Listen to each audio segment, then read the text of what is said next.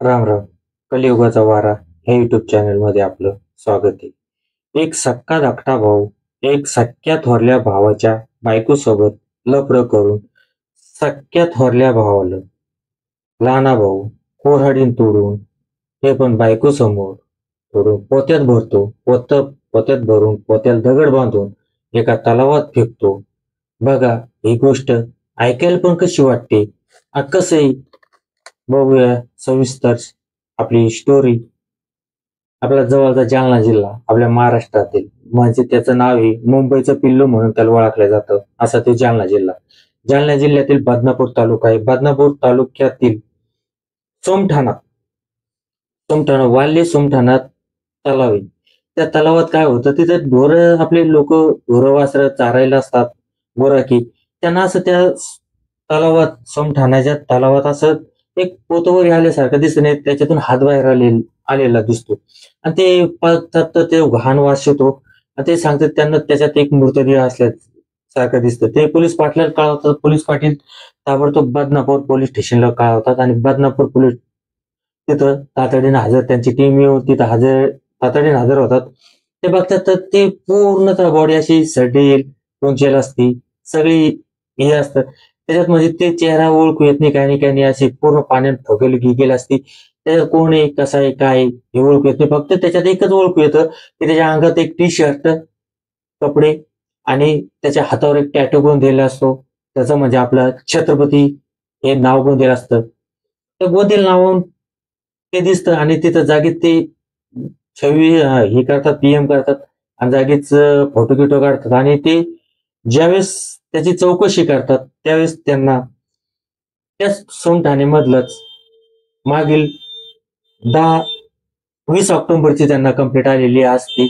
त्याच्यात कंप्लेंट केलेली असते रामानाथा तायडे ह्या गृहस्थांनी कंप्लेंट करेल असते. माझा मुलगा अंदाजे 35 ते 36 वयोगटातील माझा मुलगा हरवलेला आहे, घरून गेलेला आहे, अजून तो आलेला नाही, अशी कंप्लेंट असते. त्याच्यात ज्यावेळेस त्याच्या वडिलांना बोलावतात, त्यावेळेस रामा तायडे यांना बोलावतात, त्यावेळेस ते राम तायडे बघतात आणि ते ओळखतात की हा माझा मुलाचाच मृतदेह आहे. कारण की त्याच्या हातावर जे गोंदलेलं असतं ते छत्रपती नाव त्याच्याहून आणि त्याच्या टी शर्टहून एक बाप आपल्या लेकाला ताबडतोब ओळखतो आणि पोलीसवाले पुढील कारवाई करतात. आणि ते गुप्त आणि सुप्त माहिती असते, त्याच्या माहितीच्या आधारानुसार बरोबर त्यांनी आरोपीला उचललं. आता आरोपी कोण कोण उचलले बघा.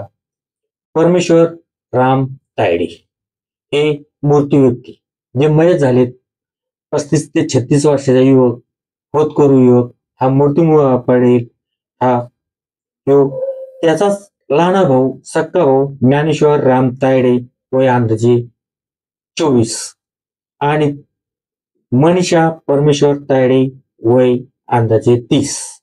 म्हणजे परमेश्वरची पत्नी मनीषा आणि परमेश्वरचा भाऊ ज्ञानेश्वर या दोघा जणांना पोलिसवाले पकडतात.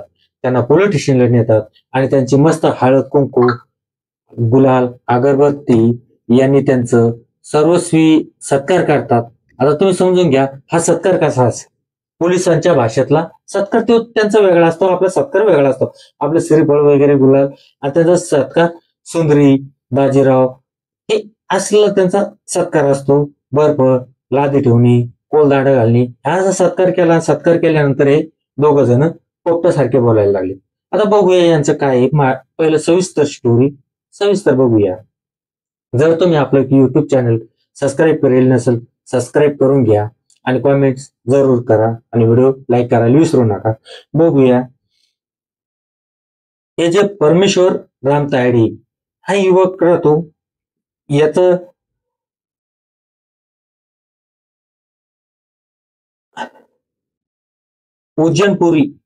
उज्जैनपुरी कंडारी हे गाव परिसर त्या गाव आहे.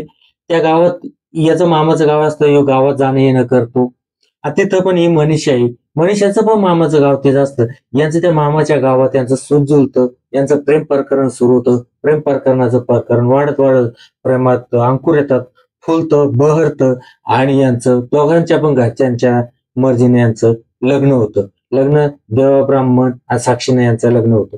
लग्न समारंभ होतो, सर्व होतं. घरी येतात. घरी आल्यानंतर यांचा संसार सुखी होतो. सुखी संसार झाल्यानंतर त्यांना त्यांच्या संसार रूपी वेलीवर 2 फुलं उमलतात. दोन फुलं उमलतात म्हणजे दोन लेकरं त्यांना होतात, दोन अपत्य होतात, एक मुलगा आणि एक मुलगी. असे अपत्य, छोटं कुटुंब, दोघच जण आणि दोन मुलं, लहान कुटुंब असं त्यांचं कुटुंब होतं. पण त्या कुटुंबात काय होतं, हा परमेश्वर हा होतकरू तरुण, मन मिळावू आणि हुशार असतो. हा काय करतो, ट्रॅक्टर घेतलेला असतात, ट्रॅक्टरमध्ये पुन्हा त्याला नागाटी करणं, रोटाव्हेटर करणं, कल्टिव्हेटर करणं आणि त्याच्यानंतर पुन्हा थ्रेशर, उपनेर, तर मळणी यंत्र असं म्हणतो, ते पण ट्रॅक्टरवरचं घेतलेलं असतं. आता याचा लहान भाऊ तो ज्ञानेश्वर आहे. हा काय करायचा, परमेश्वर सकाळी अंघोळ केली, दात घासले, तोंड चहा घेतला, की आपला कामाला निघून जायचा. आणि हा काय करायचा, त्या ज्ञानेश्वरला म्हणायचा, आपल्या मजुराच्या भाकरी घेऊन ये, आपल्या भाकरी घेऊन ये. पुन्हा ड्रायव्हरचं पुड्या पाड्या 90-50 आण, तू डिझेल आणून दे, असं तो ज्ञानेश्वर करायचा. आता हा ज्ञानेश्वर कधी तो जेवायला बसला, ज्ञानेश्वर कधी ड्रायव्हिंग करायचा, कधी नांगरायचा, कधी हे करायचा, असं ते जसं काम असेल तसं करायचा. पण हा ज्यावेळेस घरी जायचा त्यावेळेस त्याची परमेश्वरची बायको ही मनीषा घरी राहायची. हा ज्ञानेश्वर घरी गेला की वहिनी काय मस्त दिसता, असं तसं कॉमेंट्स करायचा वेगवेगळ्या, कारण याचं लग्न होईल नव्हतं, ज्ञानेश्वरचं लग्न होईल नव्हतं. आणि याला पण कुठं वाटायचं की कोणीतरी आपण या जमिनीत नागर बसतो, असे आपल्याला पण या का जमिनीत मस्त मोगादीत असा नागर घुसवा, आपला पण नागर घुसवा आणि आपण पण शांत व्हावं. मग इतर दुसरीकडे काय जायचे, आपण आपल्या घरातच बघू. आणि लक्षात ठेवा, ही ज्यावेळेस बुद्धी येते त्यावेळेस आपली भावचे मोठी भावजी ही माई प्रमाण असते, आई प्रमाण असते, लहानी भावजी ही बहिणी प्रमाण असते. याच्यावर वाईट नजर ठेवली तर नियती 100% तुम्हाला धनका देणार. कारण की हे कलियुग आहे भाऊ. ह्या कलियुगात असा कार्यक्रम आहे, ह्या हाताने करायचं आणि ह्याच हाताने फेडावं लागतं. तसं यांनी केलं. यानं काय जायचा, जवळ खेटायचा, हातातून भाकरी घेताना हाताला हात लावायचा, बोट लावायचा. असं ते म्हणतात नाही कारण भाऊजी असं. आणि ते पण बोलायचे, कारण की हा परमेश्वर आहे, नागाटी करू करू ट्रॅक्टर म्हणजे कंबर त्याचा खुळखुळा झाला होता, कमरेचा खुळखुळाच होतो. तुम्ही कोणी ट्रॅक्टर ड्रायव्हरला विचारा, ट्रॅक्टर ड्रायव्हरच्या कमराचे त्रास असतात. कोणतं म्हणजे ते ट्रॅक्टरला हेच नसतं, खुर्च्या या अशा असतात, दणकण आलं तर त्याचा कंबर फार त्याचा खुळखुळा होतो. आणि तो म्हणजे ते घरी आल्यानंतर झोपणार, तो बाकी त्याच्याकडे काय याकडे लक्ष नसतं. आणि ही बाई घरीच असल्यामुळं तिचं लक्ष फक्त काय, सेक्स आणि सेक्स मध्ये तिचं लक्ष. हा याचा ज्ञानेश्वर घरी आला, याची हास्य मजाक चालायची. मजाक चालता चालता कधी कधी पाठवून हात फिरवणं, कधी गालावून हात फिरवणं, कधी पाठीवर मासल भागावर चापट मारणं, कुठं दाबणं, कुठं धरणं, याचं हे नित्यनेमान सुरू झालं. आता हे जे रामनाथ तायडे होते त्यांचे वडील, यांनी शेळ्या घेतलेल्या होत्या. शेळ्याचा पण हातभार, शेळ्याचं तुम्हाला माहिती किती उत्पन्न जास्त होतं. तसं त्यांनी ते शेळ्याकडे जायचे. हे दोघ जण घरी जायचे, यांना मोकळंच रान राहायचं. मोकळं रान म्हणल्यावर नंतर कुंकडे खेळा कसंही चालू द्या, धिंगाणा. मग याच सुरू झालं. पण एक लक्षात ठेवा, जितकं तुम्ही चोरून, एक आपल्या मराठीत एक म्हण आहे, जितकं हळून पाडलं तितका वास घुमतो. तर त्याच्यामुळे एक म्हण पडेल, ढम पादे आशीर्वाद, फुसपादे माधवच्या. आता लक्षात ठेवा, जितकं हळून पाहण्याचा प्रयत्न केला तितकं वास जास्त घुमट अखोट वास निघतो. तसं यांचं प्रकरणाचा वास गावात चर्चा होत गेली. गावात चर्चा झाल्यानंतर ती पण परमेश्वर तायडेच्या कानावर गेली. परमेश्वर तायडेच्या मनात असं झालं की आपण पैसे कमवतोय, आपण मोठे होत चाललोय. आणि गावात कसं असतं, भावकी आणि गावकी हे कधी पण पुढं चाललेल्या माणसाला कसं खाली ओढायचं हे पक्क त्यांना माहित असतं. त्यांच्या मनात त्याला असं वाटलं, हा सरळ होता, त्याच्या मनात नाही हे लोक आपल्या नावाची बदनामी करण्यासाठी म्हणत असत. पण त्यानं पण एक दिवस त्याच्या असं चाललं म्हणल्यानंतर चोरी एकदा केली, दोनदा केली, तीनदा केली, एक ना एक दिवस चोर पकडला जातो. तसे दोघ जण त्यांना पकडले गेले. त्यानंतर त्याला राग आला परमेश्वरला. आता सांगितलं भाऊ तुपला आणि आपलं जमत नाही, आपले दोघं भाऊ असो एका विचारा नव्हतो, पण आता जमत नाही, तो तुपला व्हायला राह आणि मी माझा व्हायला राहतो. तसे त्यांनी व्हायला राहिलं. आता सांगले जे राहतं घरी हे तूच घे, मी माझा दुसरीकडे राहतो.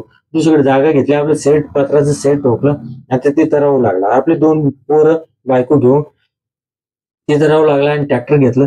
आणि बस तो तुपलं पैसे घे, पैसे तर नगदी कॅश देऊन टाकलेला आणि भावाला, आणि तो तुपलं बघत बैस. आता हे बघितल्यानंतर आणि हिनं पण सांगितलं नाही आता हे आपल्या नवऱ्याला माहित झाले, आता तू त्या फोन बंद वगैरे. हिनं पण सतीपतीवर त्याचा आव्हानला, मी तशी नव्हते, त्यानं मला बळजबरी धरलं, मी काय करणार, जाऊन करावं, असं होईल तसं होईल सांगून तिनं पण सावराव केली आणि नवऱ्याला गोड बोलली, नवऱ्यासोबत राहायला लागली. पण एक लक्षात ठेवा, माशी ज्या तूप काशीने पण माशी पडली ना ते खाऊ वाटत नाही मित्रांनो. तसंच हे प्रकरण होतं. आता हे पण दोघं जण, दोन जीव. आता हा कोण होता, हा ट्रॅक्टरनं फार याचा खुळखुळा होईल होता. हा कधी करायचा, कधी नशी करत, कधी झोपायचा. तुम्हाला मी सांगतोय 30 ते 50 पर्यंत सर्वात खतरनाक. वयच खतरनाक. 16वं वर्ष धोक्याचं आता राहिलं नाही. आता 30च्या पुढचं वय धोक्याचं. तसंही वयात ते आलं. हे पण दोन प्रेमी जीव तडफडायला लागले. तो पण हिला बोलायसाठी तडफडू लागला आणि ही पण त्याला बोलायसाठी तडफडू लागली. पण असाच एक दिवस ओघवला. तो दिवस म्हणजे 14 ऑक्टोबर.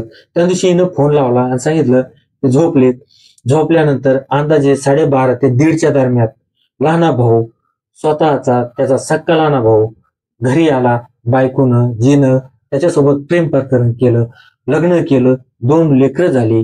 2 लेकरं सोन्यासारखे लेकरं असून सुद्धा आपण फक्त एक 7 इंचाच्या केळासाठी आणि तो पण स्वतःचा भावाला 2 इंचाच्या बिळासाठी किती पागल झाली ते बघा.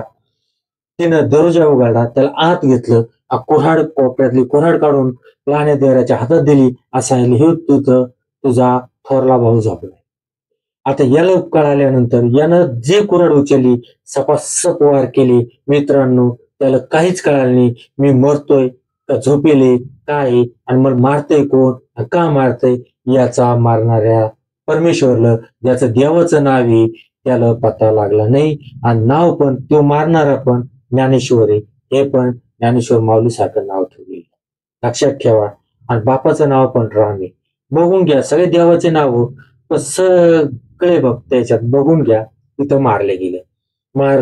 मारल्यानंतर पोत्यात भरलं. पोत्यात भरून दोघा जणांनी तिथलं पोतं बांधलं. दोघा जणांनी गाडीवर टाकलं. गाडीवर बसली मागून. लक्षात घ्या, पुढे लहाना भाऊ गाडी चालवते, मधात मोठ्या भावाचा मूर्तिदेह आहे आणि त्याच्या माग मोठ्या भावाची बायको जी धर्मपत्नी आहे ती मागून बसली आपल्या नवऱ्याचा मुर्दा पोत्यात टाकून. कसं वाटतं ऐकायला? आणि ते गेल्यानंतर सोमठाणा, वाले सोमठाण्याचं त्यांचं तळ होतं. त्या तळ्यात गेले. तिथं दगड बांधला त्या पोत्याला आणि पोत आणि दगड त्या पाण्यात टाकून दिलं, खोल पाण्यात. त्यांच्या मनात आता हे कोणाला पत्ता लागणार नाही. त्यांनी आले आणि त्यांनी गावात दुष्काळ आले, काहीच झालं नाही. घरी आली, पूर्ण रक्त पुसून पासून काढलं. कारण पोरं झोपेल होते. पोरांना पत्ता लागला नाही, कारण डांगडूच झाला नाही, कारण तो झोपेत होता ना. 12:30 ते 1:30चा टाइम. घर झोपेत असणारा झोपेत कुऱ्हाड टाकली आणि त्याचा खेळ आटपावला. ते रक्त होतं, ते रक्त साफसफाई केलं. पुढे काहीच झालं नाही. ज्यावेळेस दुसऱ्या तिसऱ्या दिवशी ते आले, राम तायडे आले आणि ते सोनाला विचारलं की अरे राम, परमेश्वर कुठे? ते म्हणजे ते गेले राजस्थानला. आता हिनं उडवडीची उत्तर देणं सुरू केली. एक दिवस मी फोन लावून पाय घेतला. आता बाप आहे, शेवटला बाप तर पोराला फोन लावणारच. फोन लावण्याचा प्रयत्न केला. Phone switch off. त्यांनी न राहून 20 ऑक्टोबर 2025 रोजी बदनापूर पोलीस स्टेशनला रिपोर्ट दिला. आणि रिपोर्ट दिल्यानंतर तरी पण पोलीसवाल्यांच्या मनात आता करता धरता आहे, चांगला आहे, होत करू. हा कुठं कुठं जाणार? येणार तो वापस जे हा राजस्थानला जाईल, सांगते बायको जाईल, मजूर आणत असेल आपल्या ट्रॅक्टरवर कशावर ते असेल. त्याच्यामुळे पोलीसवाल्यांनी लक्ष दिलं नाही. पण ज्यावेळेस 12 नोव्हेंबर ज्यावेळेस बॉडी दिसली आणि ज्यावेळेस नाव गोंधलं गेलं, त्यावेळेस त्यांचं सर्व भांडं फुटलं. आणि त्याच्यानंतर तुम्ही विचार करा, फक्त फक्त लफड्यासाठी, बाकी काय ना. याचा जमिनीचा वाद आहे, ना पैशाचा वाद आहे, ना काहीच नाही. फक्त एक लहाना देर मोठ्या भाऊजीच्या प्रेमासाठी, एका 2 इंचाच्या बिळासाठी आणि मोठी भाऊजाई लहान्या देराच्या